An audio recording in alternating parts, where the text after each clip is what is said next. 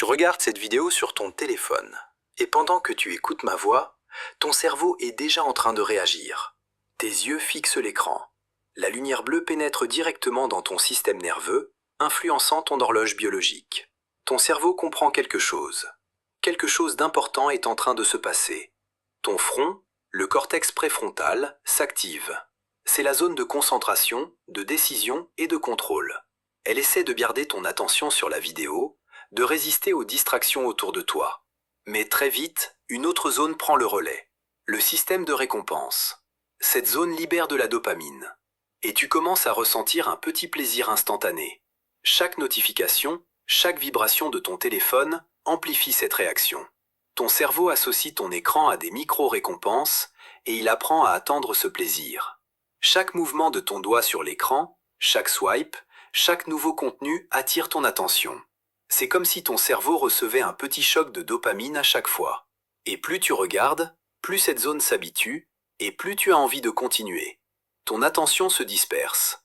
Le cortex préfrontal tente de garder le contrôle, mais la tentation de scroller est trop forte. Tu crois que tu contrôles ton attention. Mais en réalité, ton cerveau est captivé, entraîné par ces micro-récompenses. Ton corps aussi réagit. Ton rythme cardiaque peut augmenter légèrement. Ton souffle se modifie. Les muscles de tes yeux restent figés sur l'écran. Même la posture de ton corps s'adapte à cette concentration artificielle. C'est un mélange subtil de stimulation et de tension. Alors que tu continues à regarder, ton cerveau libère d'autres neurotransmetteurs. L'adrénaline peut apparaître légèrement, rendant ton corps plus alerte. Mais en parallèle, des zones de fatigue s'installent. Tes yeux sont fatigués, ton esprit commence à être dispersé et tu ne t'en rends même pas compte. Et puis, enfin, tu poses ton téléphone. Ton cerveau ressent immédiatement un changement. Les zones de récompense ralentissent leur activité. Le cortex préfrontal reprend le contrôle. Ton attention revient progressivement. Ton corps retrouve un certain équilibre. Tu te sens plus clair, plus calme, presque libéré. C'est comme un petit reset invisible. Ton cerveau retrouve sa stabilité. Les flux de dopamine se normalisent et ton système nerveux retrouve son rythme naturel. Même ton humeur peut s'améliorer, car la tension créée par la stimulation excessive disparaît. Mais ce n'est pas tout. Si tu laisses ton cerveau se reposer plus longtemps, plusieurs choses fascinantes se produisent. Premièrement, ta mémoire de travail se renforce. Les informations que tu observes, que tu traites, restent plus longtemps dans ton esprit. Tu deviens plus concentré sur tes tâches réelles et tu peux apprendre plus efficacement. Deuxièmement, ton cerveau commence à réorganiser ses priorités. Il n'est plus constamment en attente de petites récompenses instantanées. Les zones liées à la réflexion profonde et à la planification s'activent davantage. Et troisièmement, tes émotions se stabilisent. Tu te sens moins stressé, moins anxieux. La stimulation constante disparaît et tu retrouves un état de calme intérieur. Maintenant, imagine un cas extrême, mais plausible, observé par des chercheurs.